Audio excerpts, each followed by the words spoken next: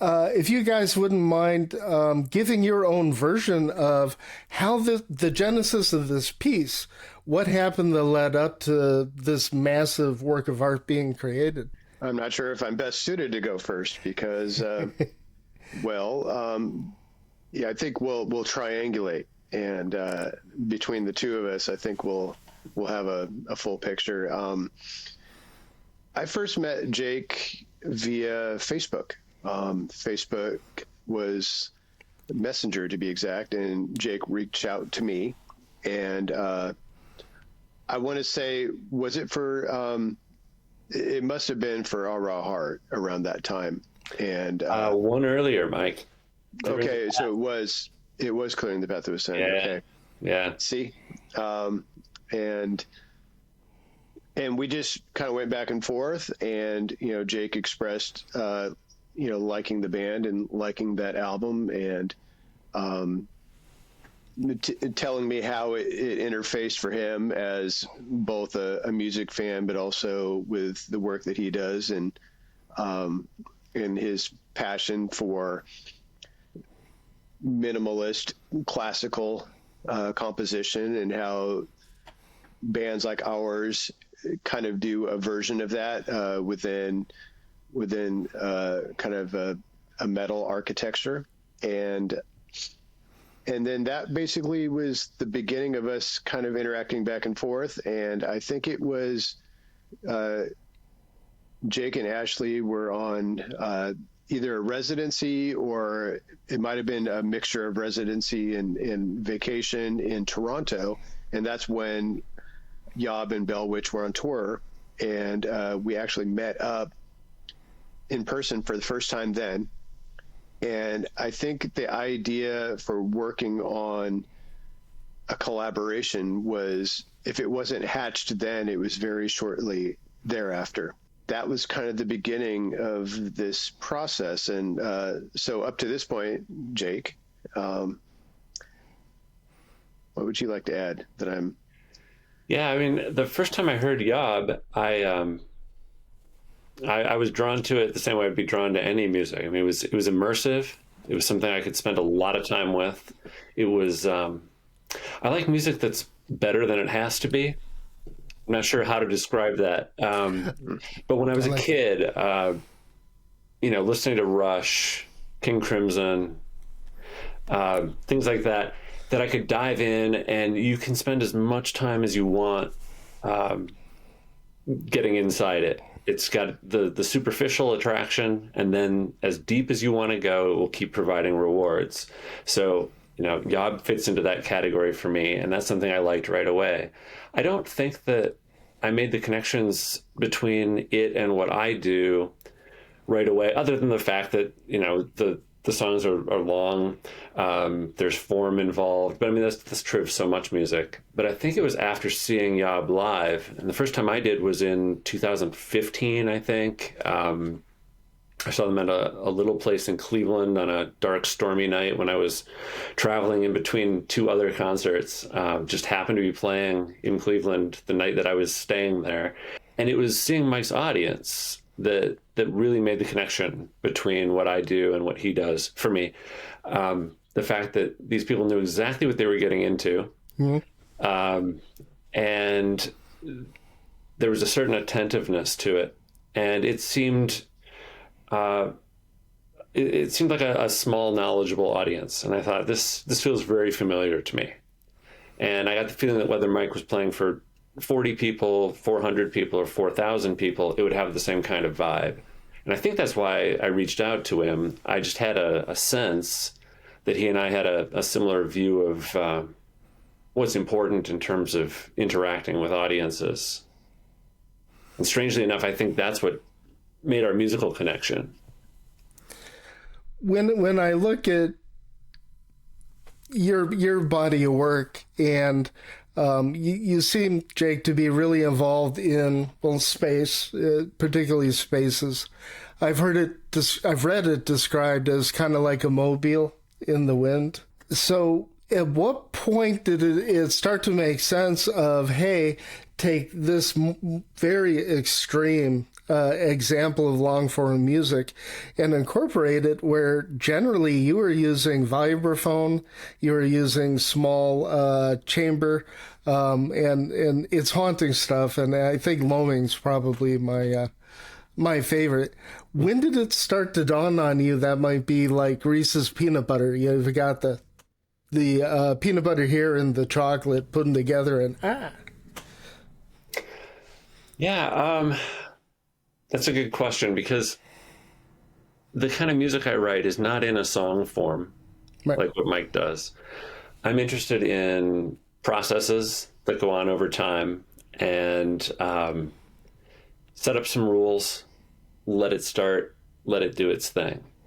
And that can be incredibly boring, just watching a mechanism or listening to a mechanism go through its paces.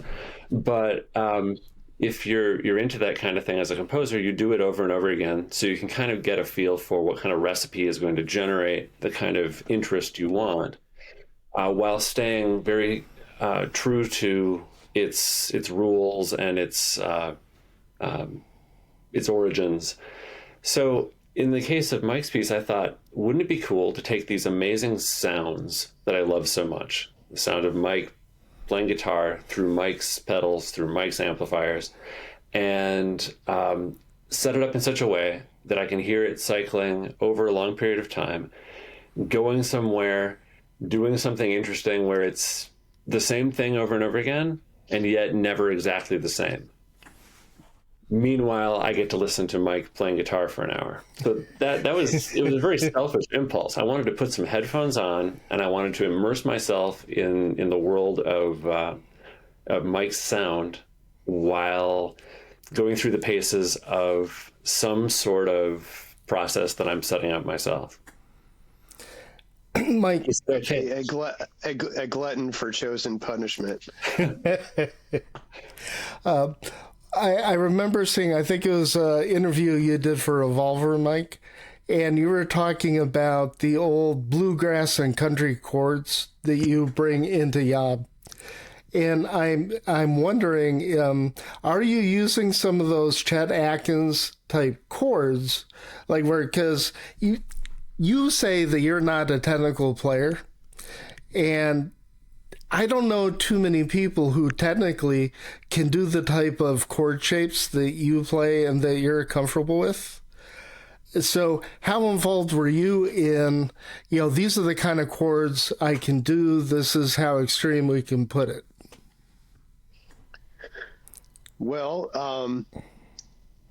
I was very lucky early, and there's a lot of what feels like luck to me in so much of this, because the whole endeavor was, up until you pitched it, Jake, it was a very foreign idea. YOB doesn't even, play covers, much less, I'm so focused on this narrow band of what it is that I do that I don't think about it a lot. I don't think about what I'm doing technically. I get really sometimes obscured with boredom around my shtick, and I'm just like, it's just so, it's so hard to satisfy myself, in the sense, not because it's so good, but because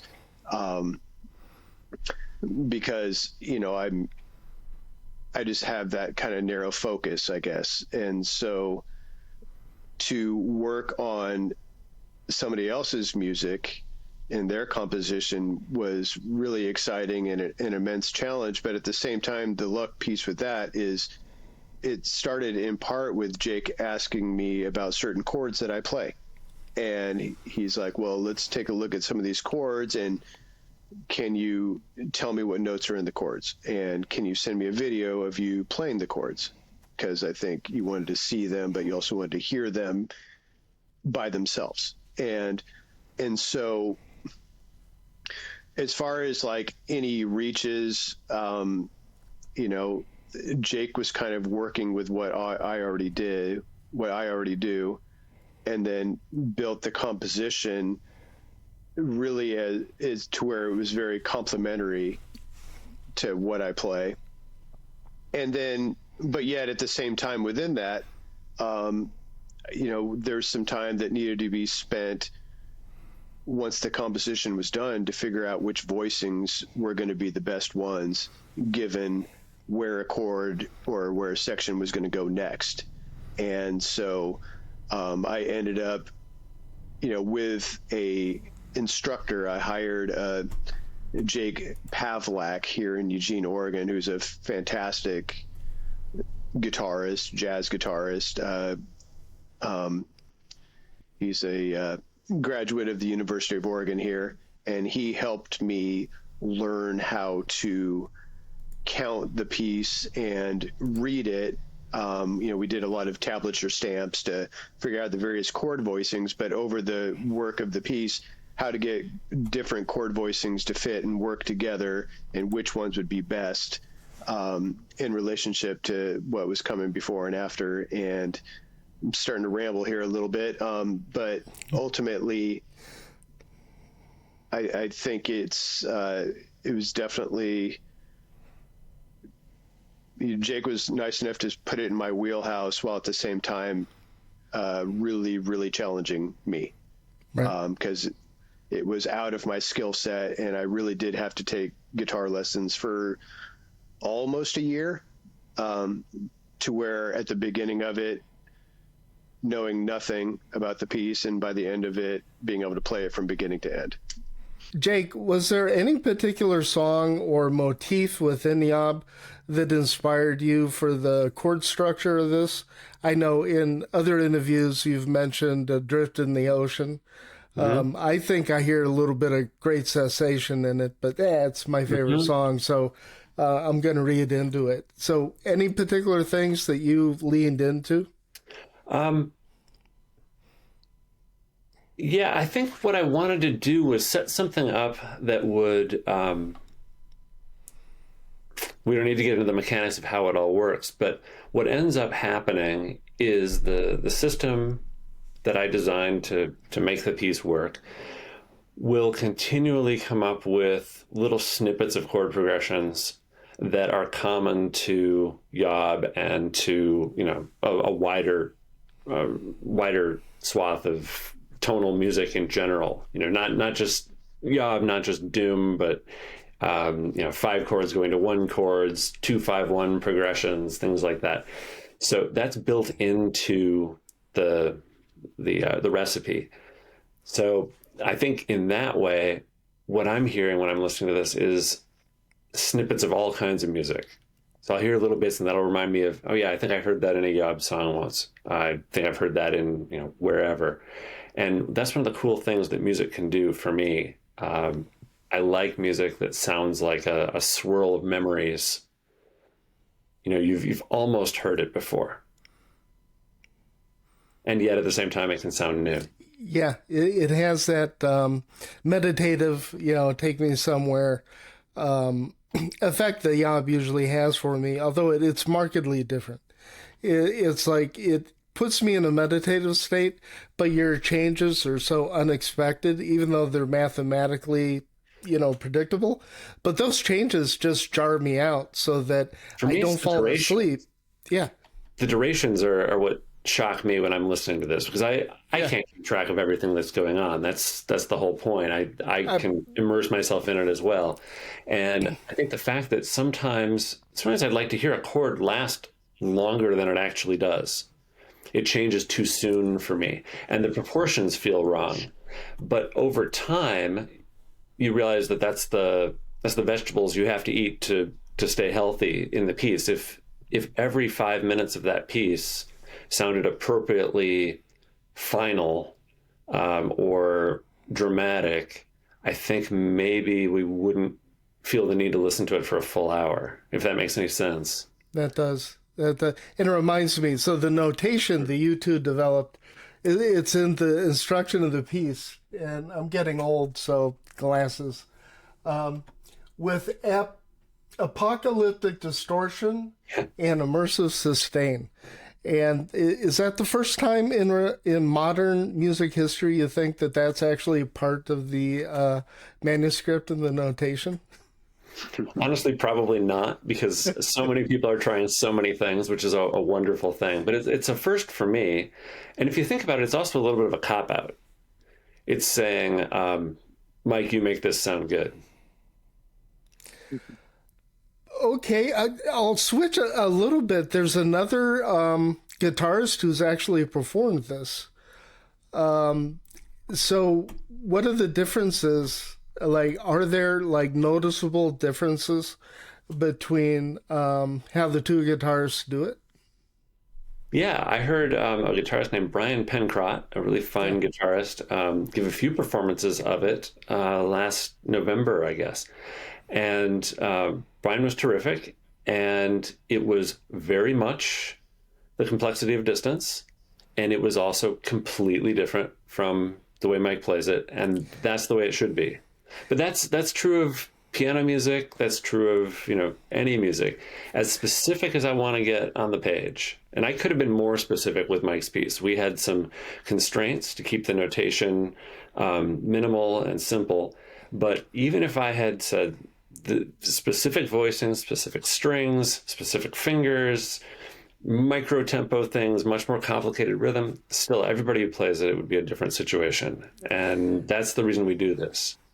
Mike, have you had a chance to hear Brian's take on it yet? Yeah, I have actually, and it's quite good. Very, very good player. He was having fun with it. His playing's very clean, and so the way he really hits the chords was, very, very in the pocket. I enjoyed it a lot. And the two of you talked, Mike. Didn't he send you an email and you talked here? Yes. And then did he do anything that you suggested, or it wasn't even a suggestion, right? Well, yeah, no, it was just, he was asking me just a little bit about my gear and what I use to, get, clarity in the lower tuning and what gear and things like that. So we had that conversation, and there was no follow-up to it, though I can say from the video that I watched that whatever he was doing was clearly working. So I don't know if I informed that or not, but. And I imagine he's not using a Fender Strat with a Fender Reverb amp. What I saw him playing, it was an actual baritone guitar. Okay. And so that's something that functionally is a little different, because, with the longer scale, it's probably a little bit truer to be in tune, and probably, and I think with the shorter, longer scale, this is, me trying to describe something. This isn't a technical description that may even be technically accurate, other than to say that to my ear, when I do a tuning in a shorter scale, it's, technically not as in tune as a baritone guitar, but therein is part of its sound, and the way chords will kind of bloom slightly out of tune and then come back in, and there's something to me that's really pleasing about that. Yeah. And I think because of the scale too, just the way harmonics and things ring out, I think is also a little different. And but for YOB, at least what I do, I've thought about using baritone guitars in the sense of having something maybe truer to pitch, but then I can't really do some of my stretches and some chords that I like. I would have to revamp the way I play, and not to say that that's off the table, but I just end up going back to this thing that I really like, which is the way things bloom in and out of tune. My favorite part of the piece is right at about 27 minutes, when we're at peak dissonance, where things are starting to get slowly very chaotic, and the dissonance of your chords and the way they're ringing is like, oh, that's just juicy. Like, was that accidental or was that intentional? Jake, were you shocked when you heard it? Like, was it very foreign from what you had in your head? No, but I will admit to the fact that I got lucky, because I all I said was apocalyptic volume and distortion, or whatever it says at the beginning of the score. And I was counting on Mike to make that happen. We had a lot of talks about this before Mike went into the studio about going out of control. And I told him that's exactly what I want. And some of my favorite sections in the initial recordings when we were selecting takes, whatever, some of my favorites were the ones that Mike was thinking, I'm not so sure about that, flying off the handle. So we had to compromise a little bit about which ones we liked. But yeah, I love that dangerous sound. And again, that's not unique to electric guitar. I mean, think about high horn in a Mahler symphony. The reason it's exciting is that the horn is playing notes that you probably should give to the trumpet if you want to play it safe. But Mahler's not playing it safe. He wants to be edgy and exciting, and it's just right on the edge of falling apart. And we're used to hearing, the Chicago Symphony or whatever, and those guys aren't going to fall apart. But that feeling is still there, that intensity. So that's something I loved about what happened at 27 minutes and elsewhere in the piece, where something magical just bloomed out of nowhere. One thing I'd like to add to that really quick is it was and it felt at the time to me to be this when I first started approaching it and taking lessons, and Jake and I are going back and forth.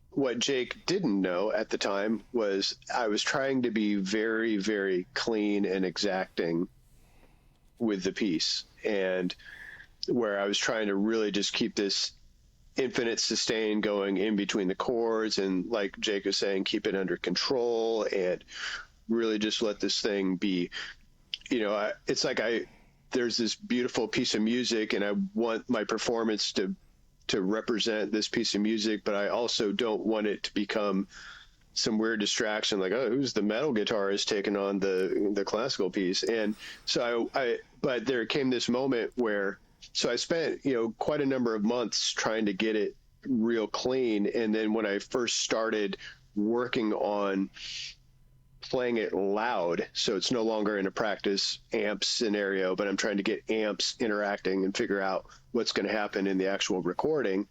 That's when I was sending this stuff to Jake going, I think this is getting a little crazy. And Jake's like, oh no, it's like, of course the part of that conversation is you want that, whether it be feedback or some kind of oscillation or discordance in a chord as it's kind of hitting sustain and starting to degrade or ring out in certain ways, or certain overtones are starting to clash in cool ways.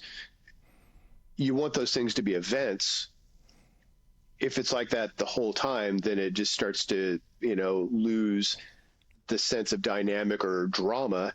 And so there really does have to be that balance. So it was this great thing that I'd spent so much time working on controlling it, to then be like, oh, okay, so where can I start letting it go and where can I reel it back in? And I was really grateful for the fact that I tried so hard to play it like pristine, because it really gave me a backbone to experiment from. And then I knew that I could also tamp it down when I needed to. So that was great. This is really significant, actually. This idea of a performer spending all this time to slowly and deeply learn something. What ends up happening then is the performance sounds almost like it's improvised. So for Mike to spend months taking guitar lessons and working on my piece and playing it cleanly, playing it quietly without kicking in the distortion and all this stuff, when it came time then for him to really perform it, whether in the studio or the live performances last summer, it sounds like he's making this up on the spot because it's coming from so far within his consciousness. If Mike had the skills to just grab this stack of papers, put it up on a music stand, and sight read the thing, like a studio musician or something, it would not be the same performance. It would be far less personal. So all that work that Mike was talking about, it's not like he threw it out the window when it was time to to start getting crunchy with the sound. It's still all in there. And that's what I think makes the performance sound so deep for me. It sounds like somebody who really, really knows it so well that this is his take on something that he's really gotten to know. So it's written at a very specific time. So it's each quarter note. It's at 48 time, right? Mm-hmm. Mike, did any metronome work, or did you develop your own internal clock for it? Definitely started with metronome because I wanted the counts to be accurate, and I needed to understand and feel what those counts were. And I think if I was using my own internal clock, at least initially, there it would have been harder for me to learn to read it and recognize what was happening on the page as it was going by. And so later on, when it came time to perform the piece live, I've listened to the metronome so much in working on the piece that that work came with me.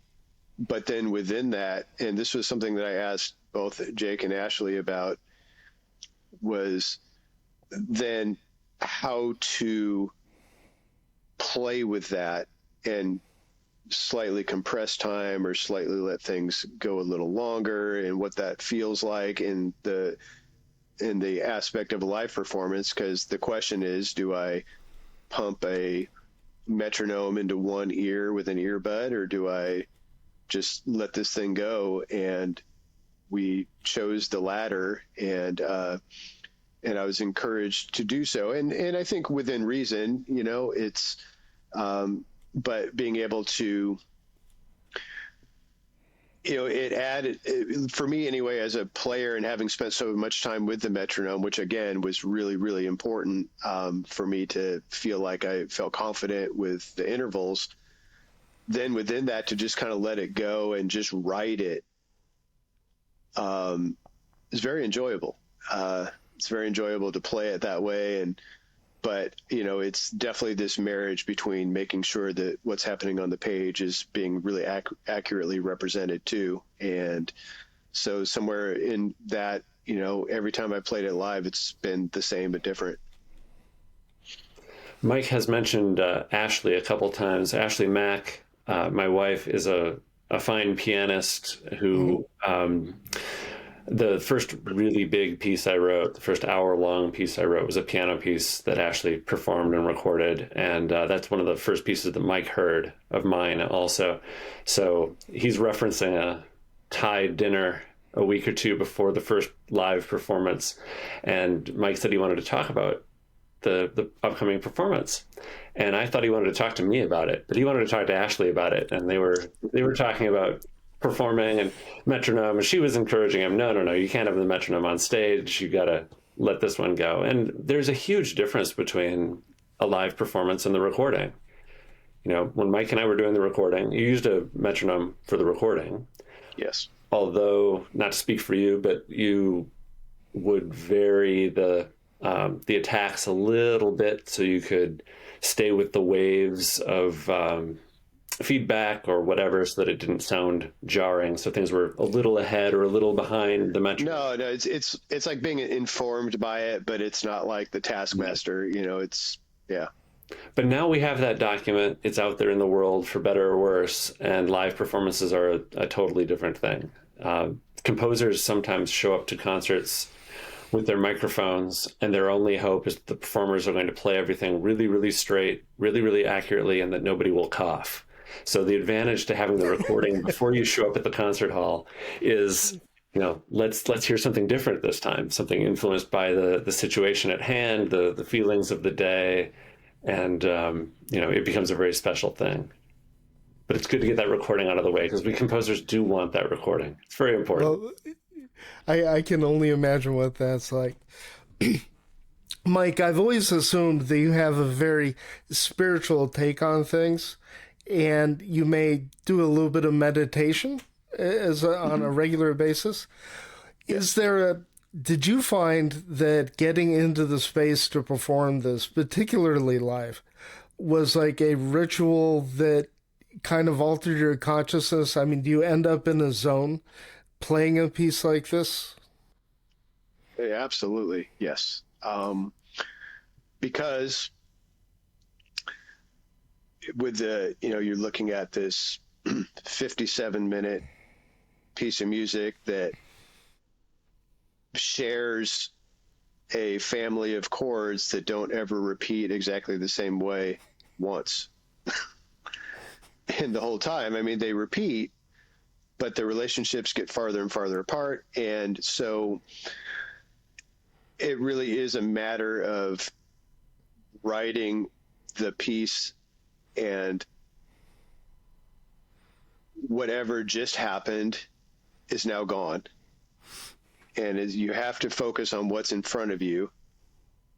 Yes, it's really helpful to think a couple measures ahead, but you can't get to, at least I can't, get too ahead of myself, because I also need to really be there with this chord, because each chord is like what's the most important breath? It's like, well, the one you're taking right now, that's the most important breath. And so trying to have that presence with it, because otherwise, I mean, this happened as I learned it countless times, being somebody who doesn't, read scores or count in that way, is I would lose count constantly. And Jake Pavlak would be like, oh, lost it. Nope, that was 5 instead of 4. Oh, that was 7. That was, he was just very quick to correct me, which was incredibly helpful, because I would start just getting lost in it. And it's this balance of, yes, by all means, be focused on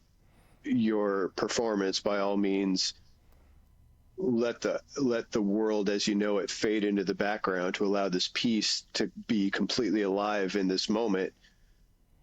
But you also have to be wide awake, because it's really easy to get lost. It's really easy to miss something. And so I think that's the meditative quality of just letting the past be the past, nod to the future, but having to really be there, and then just manage any kind of clutter by not grabbing onto it and just letting it kind of go, so that I could focus on what was happening in front of me with the sheet music.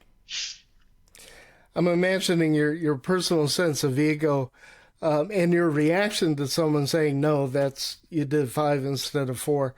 I get the impression you enjoyed that to a degree. Oh, yeah. Yeah, I mean, look, there's definitely, times where, maybe it stings a little bit, or you think you're doing good, and then you just don't realize you don't know what you don't know, and someone's sitting there that knows something you don't know.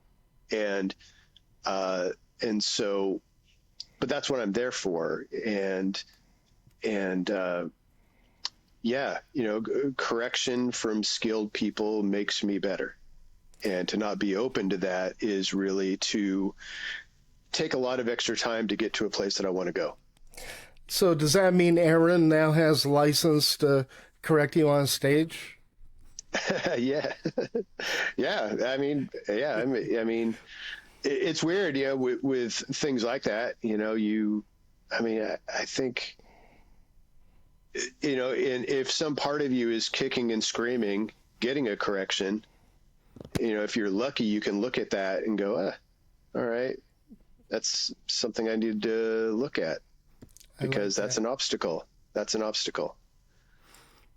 Thank you so much. I've been really looking forward to this part of the interview, but I want to focus a little bit on the after effects of this. Like Jake, how quickly did you decide that you were going to go into Fragility of Time? Interestingly enough, the guitarist who commissioned the Fragility of Time he's a composer as well. He's somebody I met, 10 or 15 years ago when he was a student at the University at Buffalo. I was doing a composition seminar there, and met a lot of cool people. He was one of them. And I remember he sent me some of his music a year or two later, and I really liked it and just filed it away.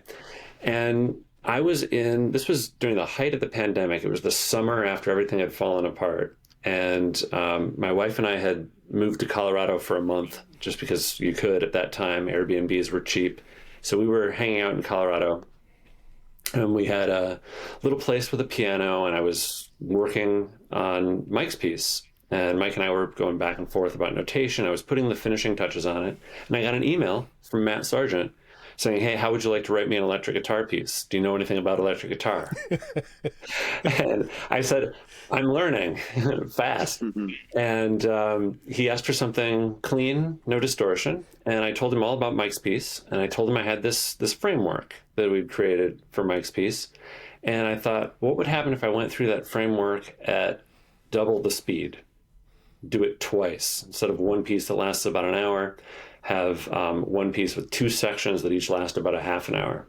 And I thought, okay, I've learned a lot about guitar from working with Mike, and now I've got a guitarist who plays music from scores all the time and can do pretty much anything I can write. So now I'm going to have to step up my game a little bit and put all these things that I learned from Mike's project into something new. So I got started on that right away. And fortunately, I still had my little cardboard cutout of a fingerboard with all the strings. So I touch things and see, if I can get my 3 fingers somewhere, it's got to be possible. And so I jumped right into it. And you've heard it perhaps, and it's very different from Mike's piece, but there are some things that are in common for sure. Oh, yeah. The approach to the attack on the strings, your instructions that, some chords are supposed to be slightly arpeggiated. I can hear some of that. And going back to some of your earlier work, which is how I got grounded, was actually by listening to, I think it's Spaces, is what grounded me more into, because this is no joke. This piece, Complexity of Distance, is really something else. It's a head trip.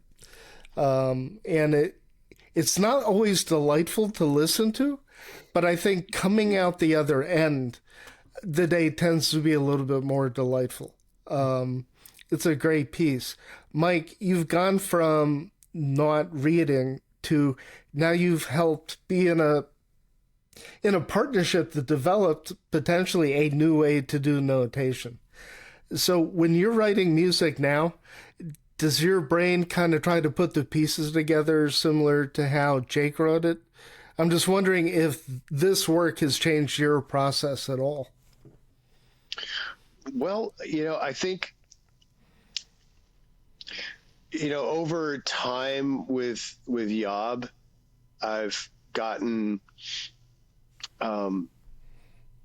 it's always this balancing act between, I always feel like we write doom for ADD, and because even though some of the songs are quite long, it's, they're not drone, and it's really just lots and lots of mini events, and where there are just some kind of, there might be a verse, a section of verses that's, let's say, 4 measures, but every measure is different. The pick attack is different. I'll arpeggiate something. I'll squeal something out. I'll let something hang weird. I'll hit open strings with like a reckless abandon and just create all these kind of events, and then try to figure out where I'm going to dial back those events to have a vocal. Because, I want each thing to kind of have its spot in its place. But yet, I think so with that in mind, I think with letting chords hang for so long, it's not that I haven't had a history of doing that on some music, but not like Complexity of Distance. And so when I look at writing and looking at certain chords that are very juicy, and it's just like, it just doesn't really feel satisfying if this is a mini event. I feel like this needs to be a little bit of a bigger event. And then within that bigger event, sometimes the way the chords, the overtones will clash together creates mini events out of the big event. Mm-hmm. But to really hold it out there a little bit longer is something that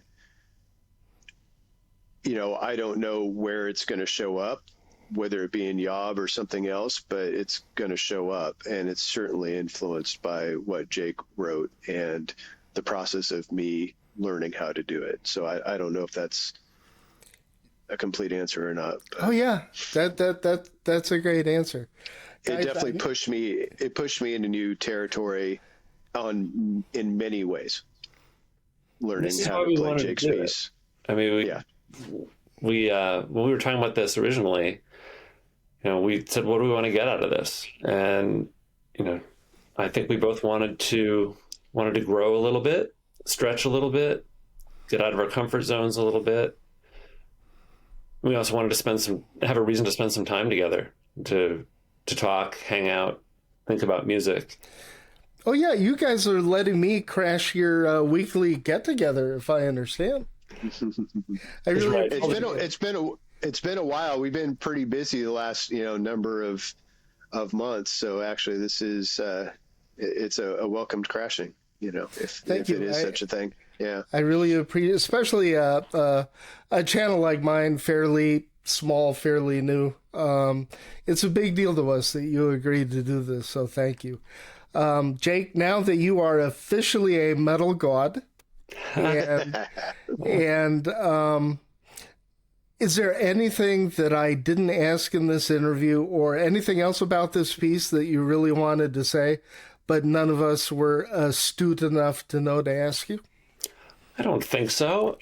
It's just been a really interesting experience for me. In addition to learning all the musical things, I've met a whole bunch of cool people in Mike's world and gotten to spend some time there. And it's kind of nice because when Mike and I first started interacting, I made some assumptions about Mike and what he cared about musically and more on a humanity level. And that's all turned out to be true. So it's been extremely rewarding. And, this project, a piece of music by two guys you've probably never heard of, creating a piece of music that you're probably never going to want to listen to, is not a big moneymaker or an obvious thing to do. So we've gotten the satisfaction of doing something not obvious, out of the ordinary. We're both part of the result. At least I am, I should say. And, we're happy to talk to you about it, and we're glad it's out there. Thank you. Mike, is there anything I didn't cover that you think would be really cool for other people to know? Well, just in response to what Jake was just saying, I think it was really, there was a lot of fun that we had in kind of hatching this harebrained scheme that we did, and then it's been fun to talk about in general, and that, to talk about it and talk about the process. I've had lots of people ask me about it and what it was like, and it's always fun to talk about, and it's really easy to talk about you, Jake, and how you included me in a process that, while we both write music and live in musical worlds, the way that we inhabit those worlds has some distinct differences. And, in part for that, you are a professor and you have times that you clock in and that you clock out, and you have a workload of students. And I think that is true of me as well, but on a much different kind of, maybe scale isn't the right word, but I kind of, because of what I do, and that it's this thing that kind of keeps me afloat, I have one foot in a here's my calendar, here's my schedule world, and I have one foot in days and weeks that just kind of pass by. And so, I think where I kind of float in this timeless land, sometimes Jake brings me back into a schedule and it's really helpful for me. And it's been really inspiring to, I told Jake about this, but I'm increasingly determined, at least after the next YOB record, if not sooner, to go back to school. And I would love to get I would love to have a much more lived in, educated view of not only what Jake and I did, but what I do. People ask me about it all the time, and I don't necessarily have the language for it. And most people are okay with that, but it'd be nice to have some tab. It would be nice to, have some different ways to think about this. And it's certainly been directly an influence of working with Jake. And he never, I always felt that there was not just room for me to grow, but also to have it reflected back to me, because I have a slightly, I'm working on it, but a slightly self-deprecating nature.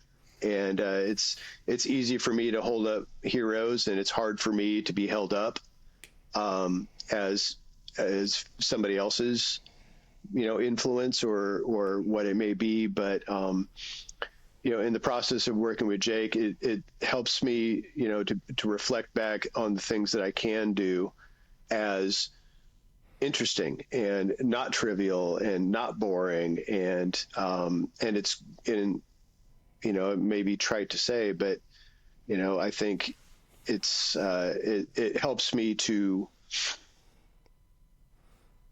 keep doing this thing. It's this weird world that we live in as creative people, and you want to, on one hand, you're digging in for something new and something exciting, and there's just this need, or this desire to do it. And then there's everything that you've done, and yes, that's great, but that was then and this is now. And how do you have a healthy relationship to all of that includes a healthy witness, a healthy self-critic, a healthy